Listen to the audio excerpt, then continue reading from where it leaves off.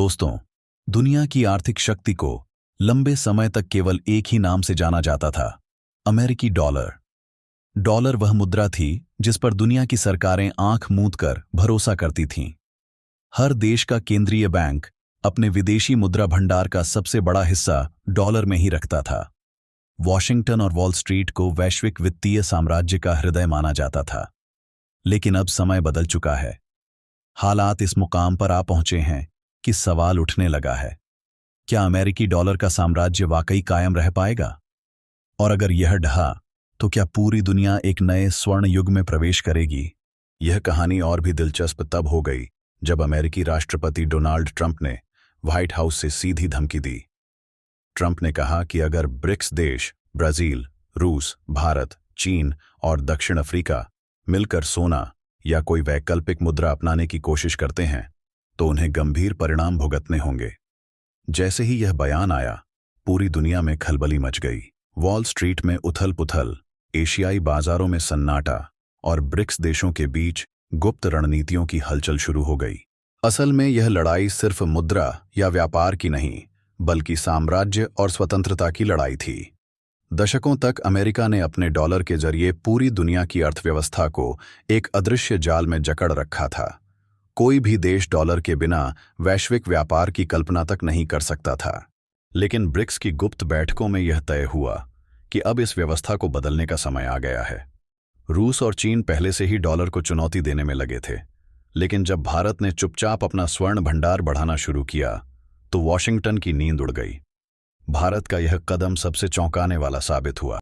भारत लंबे समय से संतुलन साधने वाला देश माना जाता रहा है, जो अमेरिका और रूस दोनों के साथ समान रिश्ते रखता था। लेकिन इस बार मामला अलग था। भारत ने न केवल अपने विदेशी मुद्रा भंडार में सोने का हिस्सा बढ़ाया, बल्कि सऊदी अरब जैसे देशों से डॉलर की जगह सोने और स्थानीय मुद्राओं में व्यापार की चर्चा शुरू कर दी। यह कोई साधारण कदम नहीं था। जैसे ही यह खबर फैली, भारत को गोल्डन ब्लॉक की सूची में शामिल कर लिया गया, उन देशों के समूह में जो सोने को नई वैश्विक मुद्रा व्यवस्था का आधार बनाना चाहते थे। पूरी दुनिया की निगाहें दिल्ली पर टिक गईं। इस खबर पर ट्रंप गुस्से से भर गए। उन्होंने बार बार अपने भाषणों में दोहराना शुरू कर दिया कि डॉलर के खिलाफ कोई भी साजिश अमेरिका के खिलाफ युद्ध के समान होगी। उन्होंने यहां तक आदेश दिया कि रक्षा मंत्रालय किसी भी कीमत पर वैश्विक स्थिरता बनाए रखने की तैयारी करे। बाजार ने इस बदलाव को महसूस करना शुरू कर दिया। सोने की कीमतें आसमान छूने लगीं और डॉलर इंडेक्स गिरने लगा। निवेशकों ने खुलकर कहना शुरू कर दिया कि डॉलर का बुलबुला अब फूटने वाला है। और इस बीच भारत की भूमिका सबसे रहस्यमय बनी हुई थी।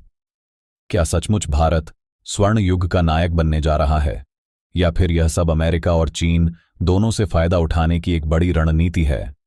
असल सवाल यह है, डॉलर को बचाने के लिए अमेरिका कितनी दूर जाएगा?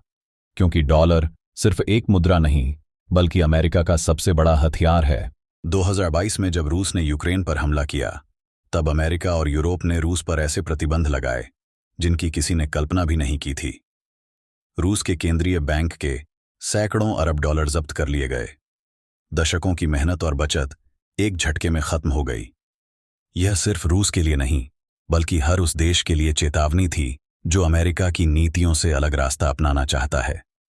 यही डर अब पूरी दुनिया को सोचने पर मजबूर कर रहा है, क्या कल यह हमारे साथ भी हो सकता है? अब दुनिया के केंद्रीय बैंक डॉलर से भरोसा तोड़कर सोने और स्थानीय मुद्राओं की ओर बढ़ रहे हैं। विश्व स्वर्ण परिषद की हालिया रिपोर्ट ने इस शक को और गहरा कर दिया है। रिपोर्ट के अनुसार दुनिया के केंद्रीय बैंक इतिहास में सबसे तेजी से सोना खरीद रहे हैं।